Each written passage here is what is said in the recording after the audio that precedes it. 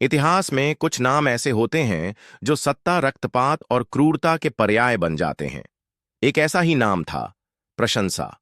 औरंगजेब, एक ऐसा बादशाह जिसने अपने ही भाइयों का खून बहाया, अपने पिता को कैद कर लिया, जिसने अपनी धार्मिक कट्टरता से हिंदुस्तान के बहुसांस्कृतिक ताने बाने को छिन्न भिन्न कर दिया। यह वही था जिसके राज में हजारों मंदिर तोड़े गए, जिसने जजिया कर फिर से लगाया और जिसके कारण मुगल साम्राज्य कमजोर होता चला गया। इस क्रूर शासक के खिलाफ मराठों और सिखों ने भी बहुत से युद्ध किए और यह संघर्ष वर्षों तक जारी रहा। आइए जानते हैं इस क्रूर शासक की पूरी कहानी। औरंगजेब का जन्म 3 नवंबर 1618 को गुत के दाहोद नामक स्थान पर हुआ था। वह शाहजहां और मुमताज महल का तीसरा पुत्र था। उसके बड़े भाई दारा शिकोह शुजा और छोटे भाई मुराद बक भी सत्ता संघर्ष में उसके साथ थे। औरंगजेब बचपन से ही अन्य मुगल राजकुमारों से अलग था। वह बहुत ही धार्मिक प्रवृत्ति का था, इस्लाम के प्रति कट्टर सादा जीवन जीने वाला और अपने बाकी भाइयों की तुलना में ज्यादा अनुशासित। उसके पिता शाहजहां को दारा शको सबसे अधिक प्रिय था, क्योंकि दारा एक उदार व्यक्ति था जिसने हिंदू धर्म और इस्लाम के बीच सामंजस्य बैठाने की कोशिश की थी। 1633 में जब औरंगजेब केवल 15 साल का था, तब एक घटना घटी जिसने शाहजहां की नजरों में उसकी बहादुरी साबित कर दी। एक दरबारी आयोजन में गुस्सैल हाथी बेकाबू हो गया। इस खतरनाक स्थिति में औरंगजेब ने तलवार उठाई और अकेले ही उस हाथी का सामना किया। वह लगभग कुचला ही जा रहा था कि आखिरी पल में उसने हाथ पर वार कर उसे नियंत्रित कर लिया। इस घटना के बाद शाहजहां ने उसे बहादुर की उपाधि दी, लेकिन उसकी बहादुरी के पीछे एक और चेहरा छिपा था। एक महत्वाकांक्षी राजकुमार जो किसी भी कीमत पर बादशाह बनना चाहता था। 1657 में जब शाहजहां बीमार पड़ा तो उसके चारों बेटों के बीच सत्ता का संघर्ष शुरू हो गया। दारा शिकोह, जो शाहजहां का सबसे प्रिय पुत्र था, स्वभाव से बहुत ही विद्वान और सूफी विचारधारा का था। उसने उपनिषदों और भगवत गीता का फारसी में अनुवाद किया ताकि हिंदू और मुस्लिम समुदाय के बीच समझ बढ़ाई जा सके। लेकिन औरंगजेब को यह पसंद नहीं था। वह दारा को एक धर्मभ्रष्ट व्यक्ति मानता था। 1668 में सामूगढ़ की लड़ाई में औरंगजेब ने दारा को हरा दिया। दारा अपनी जान बचाने के लिए भागता रहा, लेकिन अंततः उसे पकड़ लिया गया। अब शुरू हुआ इतिहास सबसे क्रूर खेल।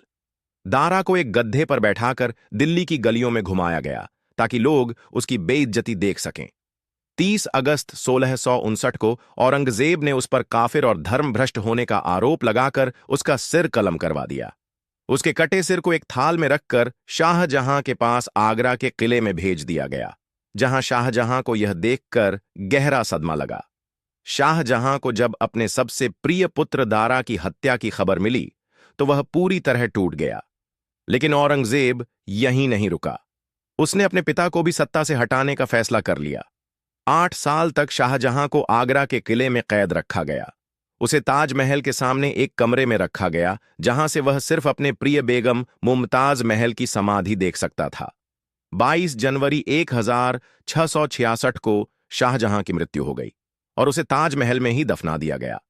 अब पूरे हिंदुस्तान पर औरंगजेब का शासन था, लेकिन यह शासन एक बर्बर शासन के रूप में जाना गया। हिंदू मंदिरों का विध्वंस। औरंगजेब ने अपने शासनकाल में हजारों हिंदू मंदिरों को तुड़वाया। इसका कारण था कि वह इस्लाम को बढ़ावा देना चाहता था और उसे लगता था कि हिंदू धर्म इस्लाम के खिलाफ है। औरंगजेब ने बहुत से मंदिरों को तुड़वाया। उनमें से प्रमुख थे काशी विश्वनाथ मंदिर, वाराणसी केशव देव मंदिर, मथुरा सोमनाथ मंदिर, गुजरात विजयनगर के सैकड़ों मंदिर। औरंगजेब यही नहीं रुका, उसने हिंदू पर और भी जुल्म किए। जजिया करर और हिंदुओं पर अत्याचार। साल 1679 में औरंगजेब ने अकबर के समय हटाए गए जजिया कर को फिर से लागू कर दिया, जिसके चलते हिंदू व्यापारियों को भारी टैक्स देना पड़ता था। सरकारी नौकरियों में हिंदुओं की संख्या घटा दी गई। सिखों और मराठा के खिलाफ बहुत से युद्ध अभियान शुरू किए गए।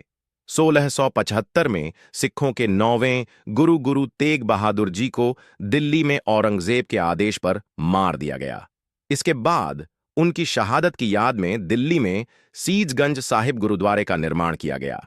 इसके अलावा शिवाजी को 1666 में आगरा में कैद कर लिया गया, लेकिन वे अपनी चतुराई से वहां से बच निकले। 3 मार्च 707 को औरंगजेब की 88 साल की उम्र में बुढ़ापे और बीमारियों के कारण मृत्यु हो गई।